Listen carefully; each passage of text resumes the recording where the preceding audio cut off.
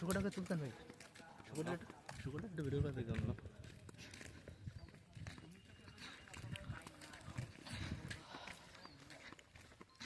আমি 30 সেকেন্ডের বেশি ভিডিও করি না।